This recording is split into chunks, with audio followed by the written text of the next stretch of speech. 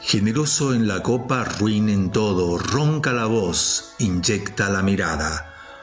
Párpados gruesos, faz abotagada y siempre crudo cuando no beodo. Perdida la razón, goza a su modo y nunca estar en su razón le agrada. Que el vino es todo, la razón es nada y solo vive al empinar el codo. Cuando al inflamarle empieza el aguardiente, lenguaraz atrevido y vivaracho, es intrépido, franco y excelente amigo, pero juzgo sin empacho, que no es franco, ni amigo, ni valiente, porque el borracho, en fin, solo es borracho. Hola, muy buenas tardes. Estamos en Tiempo de Vino, como todos los miércoles, de 16 a 17. Hola, Sandra. Hola, Claudia, ¿cómo estás? Estábamos sumamente concentradas. Absolutamente. Claro. Escuchando este poema Sí. que nos regaló Juan, que se llama sí. El Borracho, El de Antonio Plaza Lamas. Hoy vamos a hablar mucho en este sentido, ¿no? El tema de los excesos, los ¿no? excesos, sí, lo que producen los excesos, el exceso de confianza, el exceso de arrojo que produce el alcohol, el exceso ¿no? de alcohol. No, tal cual. Así que bueno, yo diría que se queden todos, Claudia. Exacto. Y Juancho, yo creo que ya está conectado. Juancho, ¿estás? Hola, hola. Ahí estamos. Ahí está. A ver. Hola, Juancho. Bajito si te escucha. Se escucha bajo. No sé si no estás con el... No se escucha. A ver. Ahora sí. Ahora sí. Ahora sí. Bueno, ¿cómo están? Bien, bien. ¿Y vos? Bien, tranquilo. Acá disfrutando de la paz del hogar. Ustedes también están ahí en la paz del estudio junto con Bochita. En la paz del estudio. Estamos en la paz del estudio, sí. Acá. Disfrutando de un día soleado. Sí. Hoy parecía que no salía el sol, ¿no? Sí. A la mañana parecía que iba a ser un día nublado, pero salió. El pronóstico es, durante toda la semana va a estar así. Sí. ¿No? Nublado. Y a la tarde, sol despejado, aumenta un poco la temperatura, no mucho. Vamos a andar justamente rondando los 15, 16 grados, no más que eso. Sí. A veces un poquito menos. Parece el Pero, servicio meteorológico. Tarde agradable. Sí. Tenemos todos los datos de... Bueno, pero Juancho, contanos que seguramente debes haber degustado un vinito bueno. Pues prácticamente todos los días. Bueno. Les comentaba, No, todos los días porque vos estás incursionando en los vinos de menos de 10.000 pesos, ¿verdad? Sí, bueno, entre y 5, contanos. 10, 11. ¿no? Bien, Estamos por ahí dando vueltas. Sí, que es un precio vinos accesible. salteños, vinos sanjuaninos, vinos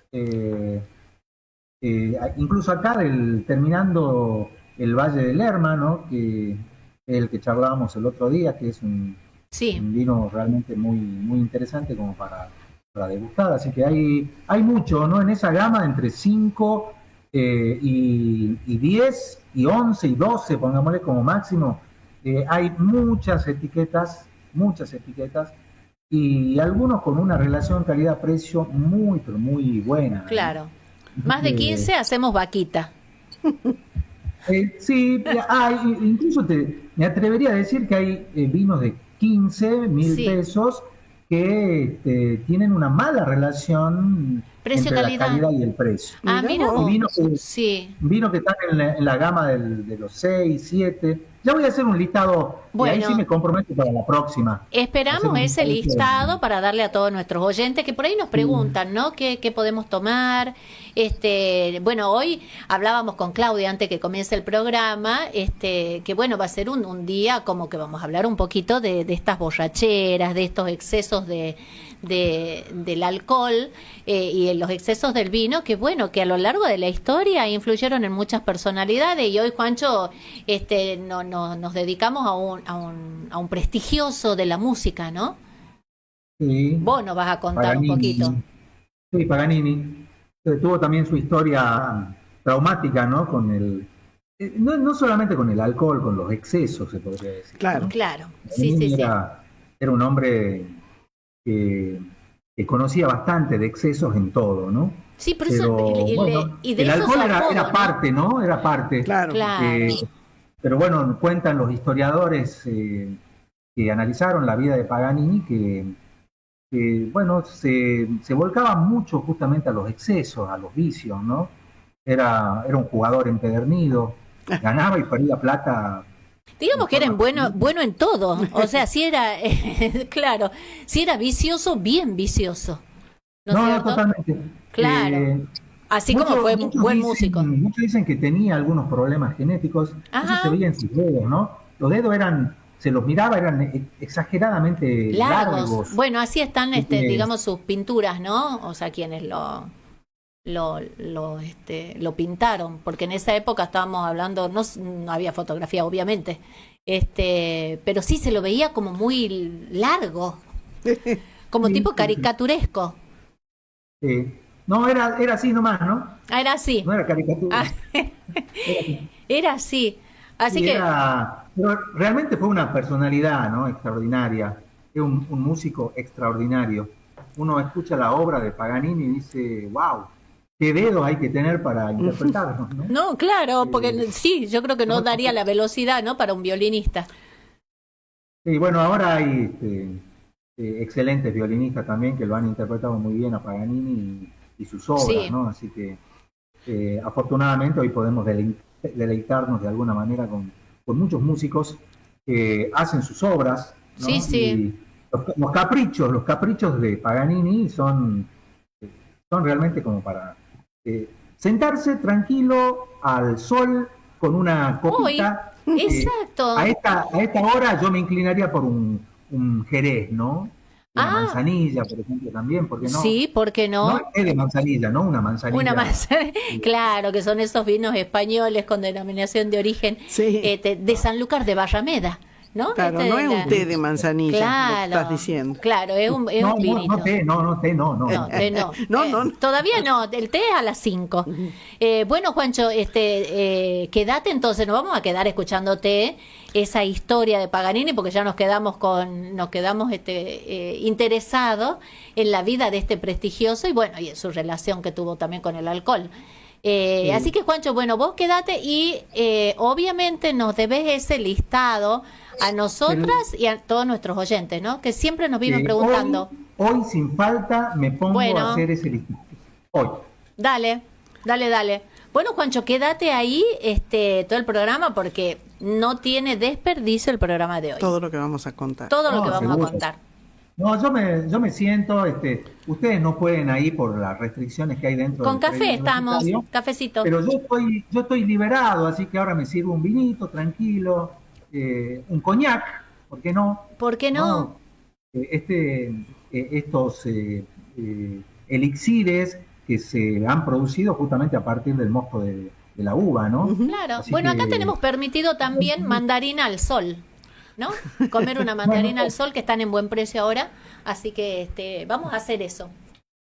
Bueno, muy bien. Las escucho. Buen programa. Dale, gracias. Tiempo de Vinoticias. El cerebro en una copa. Cómo el alcohol reconfigura tu mente sin que te des cuenta.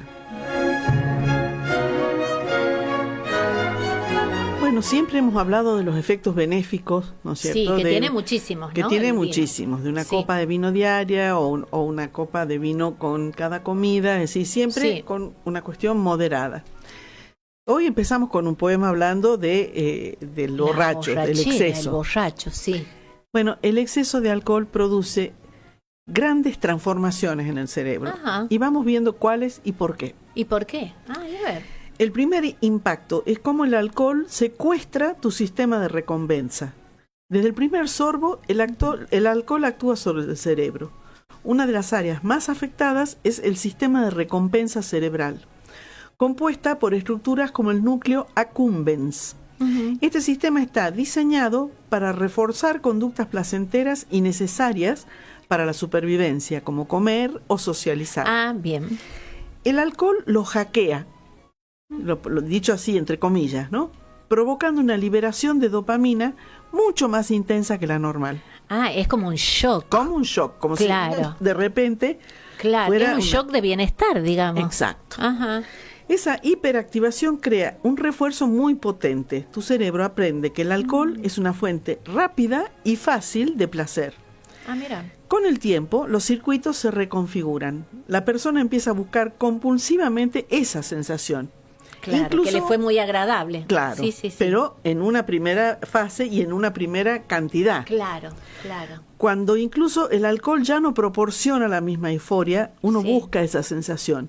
Es el inicio de un ciclo donde la sustancia pasa de ser un extra a una necesidad. Ah, claro. Ya es la adicción, ¿no? Exacto. Es como una adicción física. Luego hay un daño estructural que produce el alcohol en el cerebro. La pérdida silenciosa de materia gris y mielina. Cuando el consumo se vuelve crónico, estamos hablando de... El borracho. Claro, la persona que necesita todos los días... embriagarse, ¿no? Embriagarse. Sí.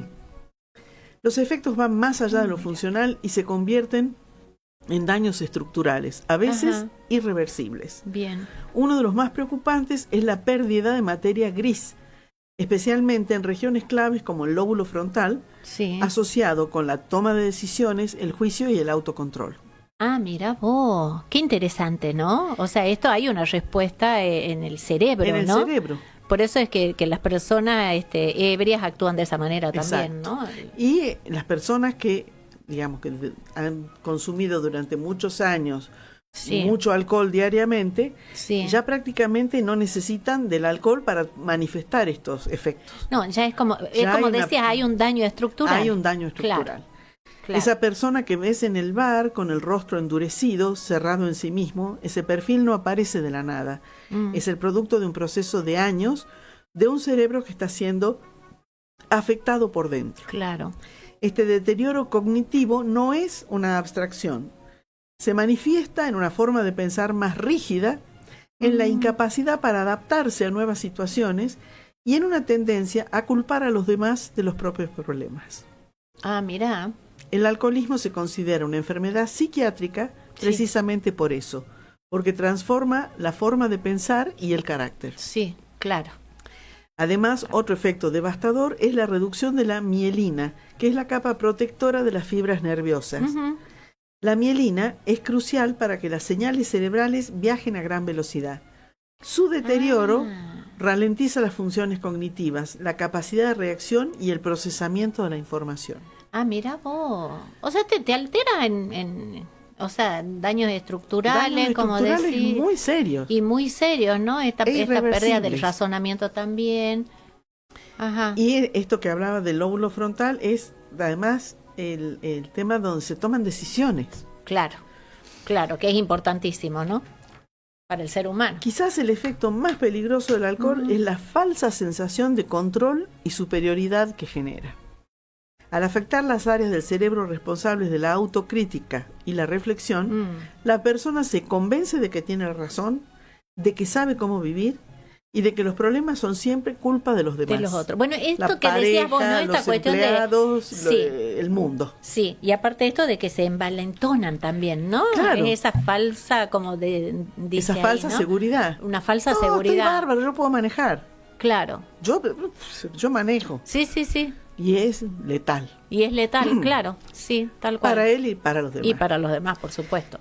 Este estado mental crea una burbuja. La persona se endiosa, se rodea de cómplices que validan su comportamiento, claro. A veces personas con el mismo problema, y rechaza cualquier crítica. Claro. Se vuelve incapaz de recibir ayuda porque desde su perspectiva no tiene ningún problema que solucionar. Claro.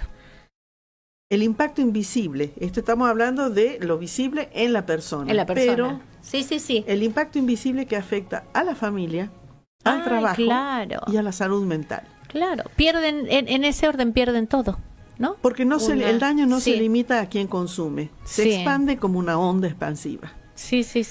El camino del consumo problemático de alcohol conduce tarde o temprano a un destino fatal, ya sea a nivel social, profesional o físico. Pero es fundamental entender que nadie elige esto. Sí. Es un proceso gradual. Que es una enfermedad. Exactamente. Silencioso En el cerebro, el cerebro es como secuestrado, claro. Es como captado. Sí, sí, sí. La buena noticia es que hay salida, hay tratamiento y hay un futuro mucho mejor esperando del otro lado.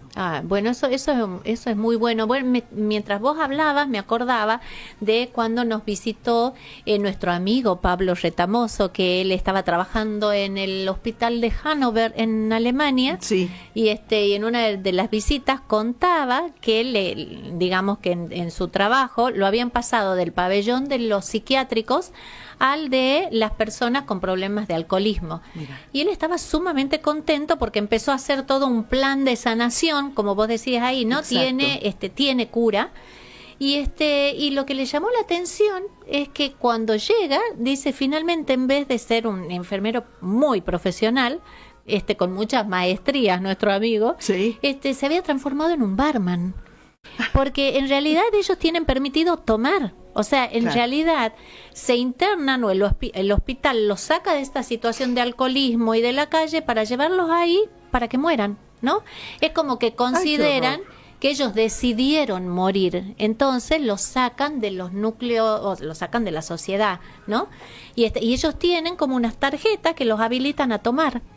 Me parece tremendo. Tremendo, claro. Un suicidio en es cuota. Un suicidio, pero ellos consideran eso, ¿no? Digamos que si lo vemos desde el otro lado, lo que decías ahí, ¿no? Que se sienten que tienen la razón y qué sé yo, y destruyen familia. Sí. Visto desde ese punto de vista, es lo que hace el gobierno, ¿no? Es decir, yo los saco y preservo la familia, ¿no? Y todo su entorno. Es muy complejo. Es muy complicado. Porque tiene además raíces físicas, hay claro. condiciones físicas que como que hay una propensión a ese tipo de adicciones. Después vamos a ver cuando hablemos de Paganini que hay también como una disposición mental hacia la adicción. Hacia las adicciones, ¿no? Qué loco. Que es, claro, hay que atacarlo desde varios puntos, sí, ¿no? Sí. Pero qué bueno saber, ¿no? Y también que esto está bueno que se le enseñe a los jóvenes, ¿no? Que no es pasarla bien ese momento, sino hablarle de estos daños estructurales, de los daños que producen, que son más severos cuando son menores de 18 años, por eso está esa prohibición. Claro, ¿no? Porque hay un organismo que todavía no está desarrollado plenamente. Sí, vamos a buscar un médico que nos venga a visitar y nos diga, cuente bien, ¿no? Juancho siempre nos decía, ¿no? Sí. Nos contaba mucho y él insistía mucho en el tema de los jóvenes y la inmadurez física. No, y la inmadurez, y ahora los jóvenes lamentablemente yo creo que ya desde los 14 años están tomando, ¿no?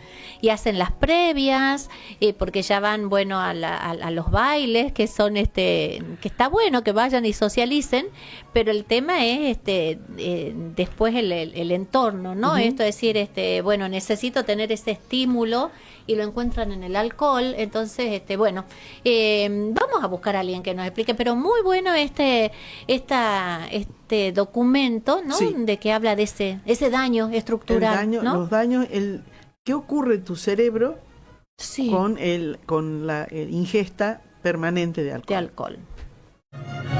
Acidez, frescura y vivacidad del vino, esencial para la longevidad y el equilibrio, se percibe como una sensación cítrica. Hoy vamos a hablar de música, de pasión, de excesos y de una de las figuras más misteriosas de la historia artística de Occidente. Un hombre delgado, casi fantasmal, de rostro pálido, mirada intensa y dedos imposibles. Un violinista tan extraordinario que muchos creyeron que había hecho un pacto con el diablo. Hablaremos, sí, de Niccolò Paganini. Pero también hablaremos del vino, del deseo, de la noche y de esa vieja virtud que los griegos llamaban templanza. Porque quizás la historia de Paganini no sea solamente la historia de un músico genial, tal vez sea también la historia eterna del ser humano cuando confunde intensidad con plenitud. Dicen que cuando Paganini subía al escenario, el público contenía la respiración, las mujeres lloraban, los hombres se persignaban, y algunos aseguraban ver algo demoníaco en aquella figura flaca que abrazaba el violín como si fuera un hechizo. Estamos hablando de comienzos del siglo XIX, la Europa romántica, la Europa de los cafés nocturnos, del ajenjo, de las tertulias interminables, de los artistas atormentados y las pasiones desbordadas. Y Paganini parecía condensar todo eso en una sola persona. Era un virtuoso absoluto, tocaba con una velocidad y una precisión que nadie podía comprender. Podía ejecutar piezas enteras sobre una sola cuerda. Improvisaba, desafiaba los límites técnicos del instrumento. Muchos no encontraban explicación racional, y entonces nació el mito. ¿Qué había vendido su alma, que el diablo guiaba su arco, que sus manos no parecían humanas? Claro, la realidad probablemente era menos sobrenatural y más humana. Detrás del mito había un hombre profundamente obsesivo, disciplinado hasta extremos enfermizos, capaz de practicar durante horas interminables. Pero también había un hombre devorado por los excesos. Paganini amaba el juego, las apuestas los perseguían constantemente, ganaba fortunas. Sí, y así como las ganaba, las perdía. Amaba las mujeres, las noches largas, los ambientes cargados de humo, alcohol y bohemia, y como muchos artistas de su época, convivía con el vino y los licores como parte natural de la vida social y emocional. Porque el alcohol, muchas veces, aparece donde la sensibilidad es demasiado intensa, a veces como celebración, a veces como refugio, a veces como anestesia. Y aquí el vino entra en una dimensión interesante, porque el vino tiene algo profundamente humano. El vino acompaña la conversación, la amistad, la música, la contemplación. Un buen vino puede abrir silencios hermosos, puede volver más profunda una charla, puede ayudarnos a bajar el ruido del mundo. Pero el problema comienza cuando el placer deja de ser compañía y se transforma en necesidad. Cuando ya no somos nosotros quienes tomamos la copa, sino la copa la que empieza a tomarnos a nosotros. Los griegos antiguos pensaron muchísimo sobre esto, y Platón hablaba de una virtud fundamental, la templanza, la capacidad de gobernarse a uno mismo. No eliminar el deseo, no para nada, no destruir el placer, no vivir una vida gris y vacía. Para nada. La templanza era algo mucho más sofisticado. Era disfrutar sin convertirse en esclavo del disfrute. Qué idea moderna, ¿verdad? Porque vivimos en una época que nos empuja constantemente al exceso. Exceso de velocidad, exceso de estímulos, exceso de consumo, exceso de ansiedad. Todo debe ser inmediato, todo debe sentirse al máximo, todo debe explotarnos emocionalmente. Y sin embargo, quizás la verdadera sabiduría consista en otra cosa, en sostener la intensidad sin destruirse. Paganini parecía incapaz de encontrar ese equilibrio. Su cuerpo empezó a deteriorarse muy temprano. Las enfermedades se acumulaban, la fatiga, el desgaste físico, los dolores. Hay historiadores que incluso creen que sufría trastornos genéticos que le daban aquella elasticidad extraordinaria en las manos, pero que también debilitaban enormemente su organismo. Y aún así seguía. Seguía tocando, viajando, bebiendo, apostando, viviendo como si el fuego nunca fuera a apagarse. Pero el fuego siempre consume algo. Y a veces consume al propio artista. Hay algo profundamente simbólico en el violín, un instrumento delicado, sensible, tenso.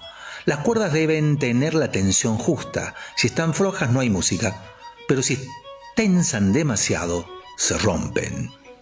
Quizás como la vida pase exactamente lo mismo.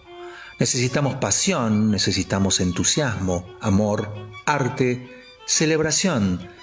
Necesitamos momentos alrededor de una mesa, una copa de vino y una buena conversación, porque una vida completamente vacía de placer también es una forma de tristeza. Pero cuando la intensidad se vuelve permanente, cuando el exceso reemplaza al equilibrio, el alma comienza a desafinar. Y sin embargo, qué fascinantes resultan estos personajes, porque Paganini representa algo que todos llevamos adentro, ese deseo de ir más allá, de romper límites, de sentirlo todo. Tal vez por eso su figura sigue generando tanta atracción 2 siglos después. Porque en el fondo admiramos a quienes arden intensamente, aunque sepamos que muchas veces terminan consumidos por sus propias llamas. Quizás el gran aprendizaje no sea condenar el placer, ni demonizar el vino. El problema nunca fue la copa, el problema siempre fue perder el gobierno sobre uno mismo. Y ahí vuelve Platón y vuelve la templanza, esa vieja palabra griega que hoy suena casi revolucionaria. Moderación, equilibrio, la difícil sabiduría de saber hasta dónde. Tal vez el vino encuentre su mejor sentido justamente ahí, no en el exceso que nos borra, sino en el instante compartido que nos vuelve más humanos. Una copa para celebrar la música, la amistad, la conversación, la belleza, como un buen violín con la tensión justa. Porque cuando la pasión y la moderación logran convivir, aparece la armonía.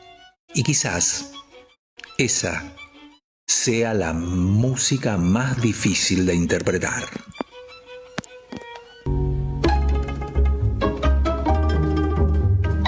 Recetas con vino. Bueno, vamos a hablar hoy de un vino especial. Ajá, para cocinar. Sí, sí. Vamos a hacer un pollo al marsala. Al marsala. No, es un vino especial. Es Claudia. Un vino especial. Sí, Después nos contarás por qué. Te cuento. Bueno. Pero tomo nota. Toma nota. Sí. ¿Sí? El proceso es muy parecido, pero lo vamos a refrescar, ¿no es cierto? Bien. El pollo al marsala es originario de la región italiana de Sicilia, donde se produce el icónico vino fortificado marsala. Después Exacto. nos explicas qué es un vino fortificado. Pero, ¿cómo no? La receta fusiona ingredientes muy simples con una técnica accesible para todo el mundo y como resultado da un plato especial. Ay, qué rico. Porque debe ser un poco agridulce, ¿no? Sí. Tiene. Vamos a necesitar para 4 personas 4 pechugas de pollo sin piel ni hueso, sal y pimienta al gusto, una media taza de harina para rebozar estas pechugas, 4 cucharadas de manteca y 2 cucharadas de aceite. ¿Se puede rebozar con las harinas especiales que no sean de trigo? Sí. Bien. Sí. El tema del rebozo, yo lo hago siempre, ¿no? Sí. Porque le forma como una costrita que le mantiene la humedad, sobre todo las pechugas. Pues si no las pechugas eso es un secreto. Un pequeño secreto. A vivas voces. Bien. A vivas voces. Sí. Vamos a agregar, como materiales, digamos, untuosos, van a ser 4 cucharadas de manteca y 2 de aceite, puede ser aceite de oliva. 250 gramos de champiñones frescos cortados en láminas. Bien. 3/4 tazas de vino marsala. Se pueden poner otras, pero esta receta lleva marsala. Claro. 3/4 tazas de caldo de pollo.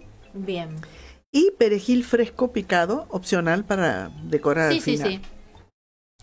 La preparación, se preparan las pechugas entre 2 hojas de papel film y se las aplasta un poquito, o sea que no queden todas gordas, sino más bien como, no machacándolas, pero aplastándolas achatada. Un poco. Bien. Se sazonan con sal y pimienta y se pasan por harina sacudiendo el exceso. Entonces queda esto que después va a ser esa costra. Bien. Se calientan 2 de las cucharadas de manteca con el aceite en una sartén grande y se doran las pechugas de un lado y del otro, Bien. A fuego medio alto, asegurando que se tome un color uniforme, dorado, no apenitas, sino dorado, porque eso es lo que arma la costra. Bien. Se las retira y se las reserva. Bien. En esa misma sartén, donde además ya ha quedado jugos del pollo y demás, se agregan las 2 cucharadas restantes de manteca. Se incorporan los champiñones y se cocinan hasta que tomen un tono dorado y tierno. Bien, que debe ser rápido, ¿no? Es rápido, eso, el champiñón está rápido, en 10 minutos ya está en Listo. Cuando ya están los champiñones así tiernos, se agrega el vino. Bien. Hay que esperar que evapore el alcohol, o sea que ya no huele alcohol, para poner el caldo. Ajá. Y una vez que están y que vuelve a tomar temperatura y hierve suavemente, sí, ahí coloco el pollo. Se devuelve el pollo a la sartén, que ya tiene su costrita, sí, y se cocina a fuego bajo durante 5 o 10 minutos, bañando las presas con la salsa para que vaya tomando sabor. Debe ser riquísimo eso, Claudia. Está muy bueno. Es sencillo, porque digamos los ingredientes son ingredientes que son fáciles de conseguir y vamos no a tener son extremadamente caros, claro. Pero las claves son esto de rebozar el pollo, que el caldo sea un caldo casero, eso hablamos siempre. Siempre lo decís. Que la diferencia es enorme. Sí. Y bueno, y mantener esto de los tiempos. Ahí el pollo se dora a fuego medio alto. Bien. Pero se termina de cocinar a fuego medio bajo. Claro. ¿No? Para que se espese la salsa. Qué rico, lo voy a hacer porque tengo pechuguita de pollo frisada. Bueno, probá de aplastarlas un poco, pasarlas por harina, las dorás. Los champiñones se consiguen bastante fáciles, en el súper venden. Ahora ya los venden en el supermercado. Sí, ¿viste? En las bandejitas. Sí. Y marsala me decías que tenés que comprar marsala. Y sí, quiero ir a comprar marsala, porque aparte se hacen muchos postrecitos también. Claro, ¿no? claro. Tiramisú le ponen por ahí el vino zamballón marsala, también le ponen marsala. Claro, así que está bueno. Para acompañar estas pechugas, que son muy sabrosas, es un acompañamiento bastante neutro. O una pasta, o un arroz blanco, o un puré suave para poder mezclarlo bien con la salsa. Me encantó, Claudia. Ideal para este finde. Ideal para el fin. Exacto. El ABC del vino. Bueno, Claudia, te quedó la duda. Entonces quedó la duda. Decimos, pongamos nuevamente este ABC del vino. ¿Qué es un vino fortificado? Bueno, el vino fortificado es ese vino que se le agrega el alcohol. Se agrega alcohol. En realidad muchas veces se le agrega mientras está fermentando, en distintos estadios de la fermentación, o cuando ya terminó la fermentación. Entonces esos vinos fortificados, ¿qué es lo que logro? Que tengan un mayor contenido alcohólico. Sí. Y a veces al agregar ese alcohol, cuando se corta la fermentación, van a quedar azúcares residuales, ¿no? Si yo lo hago en el medio de la fermentación. Bien. Ahora, si yo agrego al final, van a ser vinos fortificados secos o vinos fortificados dulces. Dulce sí, agrego en la mitad de la fermentación. Exacto, entonces hay azúcares que no se han transformado todavía. Van a transformar porque yo al alcoholizar ya inhibe a la levadura. Bien. ¿no? Entonces van a ser vinos que tienen mayor contenido alcohólico y que van a tener un azúcar residual, ¿no? Claro. Entonces el vino fortificado, que Juan, yo creo que muchas veces, en alguna oportunidad habló, en tiempos ancestrales, para qué realizaban esto de agregarle alcohol al vino, a los vinos, que en realidad era el mismo el alcohol vínico, el mismo alcohol vínico, o el brandy, ¿no? Como es en el caso del marsala. Entonces, ¿qué es lo que pasaba? Que lograban que el vino, porque se lo transportaba en barcos, ¿no? Y por ahí llevaba mucho tiempo, entonces para que no se deteriorara, el mayor contenido alcohólico lo preservaba, ¿no? Entonces era como una práctica, y ya habían muchos vinos fortificados famosos, que es, por ejemplo, el vino, el Oporto, ¿no? Famoso. El vino de Madeira o del Oporto, que son el Jerez también es un vino fortificado. Claro, pero tiene otro nombre que se llama vino generoso, que también es fortificado, pero porque es como que se lo ve por aparte, porque ya tiene su denominación de origen, tiene que hacerse bajo ciertas características, incluso los sistemas de crianza son interesantes, que un sistema es solera, que ya vamos a hablar en alguna oportunidad. Pero bueno, así como decíamos que el Oporto, el Madeira eran vinos fortificados típicos de la zona de Portugal, por ejemplo, aparece en este caso, que es el caso de Italia, en Sicilia, ¿no? En Sicilia, que es en la botita, la última parte, Sicilia, en el sur de Italia, aparecen estos vinos que son los vinos Marsala, que toman ese nombre porque es el lugar, es como una ciudad que se llama Marsala. Bien. toman es muy bonita. El nombre de la ciudad. De la ciudad. Entonces, este vino Marsala es un vino fortificado que obviamente va a tener distintas clasificaciones, ¿no? Porque a veces se lo clasifica, otro día que tengamos como más tiempo vamos a hablar un poquito más del Marsala, pero se lo clasifica de acuerdo al color, se lo clasifica de acuerdo al contenido de azúcar. Por eso el Marsala también puede ser un vino seco, ¿no? No es siempre un vino dulce. No es siempre un vino dulce. Y es más, pueden ser blancos, tintos, ¿sí? Mira. Pero no siempre va a ser nosotros lo relacionamos con el vino dulce. Claro, ¿no? Con el postre, con postres que llevan pero Marsala. Hay algunos datos interesantes que, por ejemplo, el 90% de los vinos que se producen en la zona de Sicilia son para postre. Ajá. Entonces, por eso también lo relacionamos al Marsala como un vino dulce, claro, y de postre, ¿no? Que tiene su contenido alcohólico. Por ejemplo, en Sicilia hay como 19 denominaciones de origen controlado, ¿no? Wow. Italia yo creo que es uno de los países que, si nosotros vemos en toda su extensión, absolutamente todas las localidades producen vino. Ajá. Vinos diferentes, pero todas producen. Nosotros en Argentina decimos, hay lugares donde ahora empiezan incipientemente, sí, ¿no? Pero no en toda su extensión Argentina es productora de vino. Es como que ahora están empezando a indagar. Claro. Hay lugares que darán vino que no serán de buenísima calidad, ¿no? Pero Italia se caracteriza por eso, ¿no? Mira. Y en Sicilia, que es pequeña, ya Italia es pequeña en su extensión, pero Sicilia tiene como 19 denominaciones de origen controlado. Solo Sicilia. Solo Sicilia, ¿no? Entonces, ahí nosotros en Italia se hace una clasificación también por denominación de origen, de tantas que se tienen, claro, ¿no? Entonces, bueno, este era un vinito que se lo usa para postre. De hecho, una de las grandes recetas en las cuales se incorpora es la que diste vos en Sicilia, ¿no? Ese pollo al Marsala.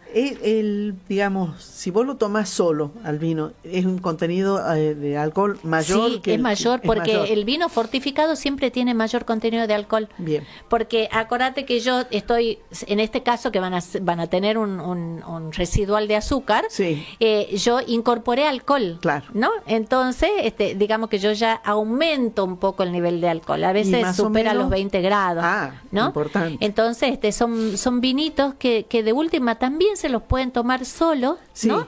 Entonces, en la región de Marsala, aparte también hay una manera de elaborar que se le agrega mosto, ¿no? Ajá. Se le agrega un mosto y también se le agrega alcohol. Ya en otra oportunidad vamos a charlar de esto y del vino Jerez, sí, que tienen una elaboración interesante. Y hasta incluso te decía que se lo puede clasificar por el grado de dulzor, por el color y también por el tiempo de crianza. Ajá. ¿No? Entonces, hay vinos Marsala que pueden durar en botella más de 50 años. ¿No? Entonces yo lo puedo ir cuando tienen un envejecimiento de menos de un año, van a tener una clasificación, y por ahí los que tienen más de 10 años de añejamiento tienen otra clasificación. Pero muchos de ellos pueden en botella durar 50 años, ¿no? Entonces son vinitos interesantes, por supuesto, para nosotros son vinos tipo Marsala, claro, que podemos, que los relacionamos, como vos decías, ¿no? Se los relaciona con esto del zamballón. El tiramisú, no sé. Es como el oporto, que también lo utilizamos, claro, así, ¿no? Claro. Que son fortificados, pero dulces. Pero no todos los fortificados van a ser dulces, ¿no? Puede haber seco. Seco, ¿por qué? Porque yo, ¿qué hago? Dejo que fermente por completo y ahí agrego el alcohol. Entonces no hay azúcar residual, claro, ¿no? Claro. Entonces, a veces tenemos esa creencia de que todos los Marsalas son dulces, de que todos los oportos, claro, son dulces, pero no. Pero no es así. No, depende en qué momento yo realizo la incorporación de ese alcohol. Bueno, en la receta que dimos puede haber sido un Marsala dulce también. Es un Marsala dulce. Puede haber sido. Sí. Y aparte es una receta siciliana que, como te decía, el 90% de los vinos y esto son dulces. Son dulces, ¿no? Y tienen esa característica. El Marsala sería como el vino de la zona sur de Italia, ¿no? Así que bueno, pero es muy interesante, también tiene alguna historia comercial que ya lo vamos a dar en otro momento porque estamos sobre la hora. De cómo surge, ¿no? Este vino, porque este vino Marsala pasa por todo su esplendor. Después era como un vinito de mesa en realidad en Italia, ¿no?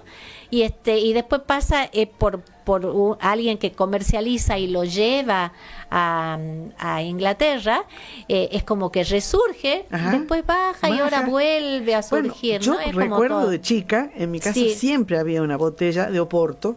Claro, el Oporto era porque era parte de la cocina. Sí. Estaba como de moda, digamos. Después, ahora por ahí ni lo encontrás. Yo me acuerdo mi abuela española, mi abuela Paca, ella nos vivía haciendo la clara de huevo con el Oporto para que comamos más, porque bueno, éramos los cuatro bastante flaquitos, uno más funchudito que el otro, pero no éramos gordos ni nada, y entonces ella la tenía muy clara que si eso nos iba a abrir el apetito cuando no queríamos comer, pero la verdad que era un placer, porque no sé si vos probaste No, y creo que Claudia, que en una oportunidad que nos invitaron a una degustación de uno de los vinos en Ángolo.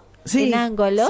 ¿Te acordás que era una espumita de como zamballón que tenía con Oporto, que hay que la dueña, que es muy amorosa, ya la vamos a invitar que nos dé una receta? Bueno, ella contó en esa degustación y ese maridaje que en realidad eran esas recetas de la casa, de la familia, y era como una espumita. No, riquísima, me hizo acordar a mi abuela, obviamente. Pero más son recetas italianas, ¿no? Así que bueno, yo me voy a ir a comprar el Marsala, Claudia. Bueno, así que por ahí te invito, nosotros vamos a cantar, creo, el fin de semana, en la Alianza Francesa, creo, ¿no? Hay una jornada cultural que hay en la Alianza Francesa. Hay una jornada cultural. Bueno, por ahí después ponemos, porque no tenemos las invitaciones, pero creo que va a haber un poquito de todo. Y lo bueno es que va a haber champán. Bueno. Así que bueno, ahí estaremos. Pero, y así, previo al canto, te convido un poquito de Marsala, a ver si da su efecto. A ver si suaviza la garganta.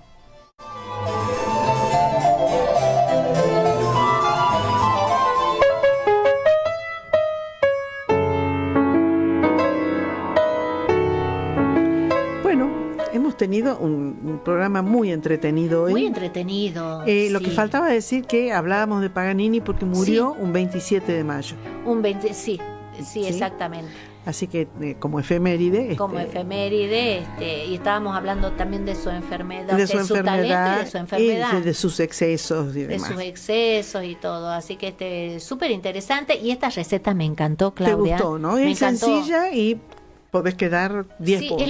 Lo único que me falta es el vino Marsala, que ahora que vuelvo, voy y lo compro. Muy bien. Bueno, hablando de excesos, acuérdense que si van a manejar, no beban, y si van a beber, no manejen. Exacto. Búsquense un conductor designado, un taxi o un auto de alquiler. Exacto, que ahora vos sabés que llegan rapidísimo. Mira, yo una vuelta lo tomé porque tenía mal el auto. Y apenas lo tomo, ya estaba afuera. Le digo que me estabas esperando. Así que la verdad, no se arriesguen ni arriesguen a otros. Exacto, sobre todo eso. Uno se pone en riesgo, uno y a los demás. Exacto. Está prohibido vender alcohol a los menores de 18. Ya hemos visto los efectos devastadores de los excesos de alcohol en el cerebro, ¿no? Efectos estructurales en el cerebro. Tal cual. Y bueno, nos despedimos hasta el próximo miércoles. Así es. Que a la sazón tiene 93 años. La edad es solo un número. Es totalmente irrelevante, a menos que, por supuesto, seas una botella de vino.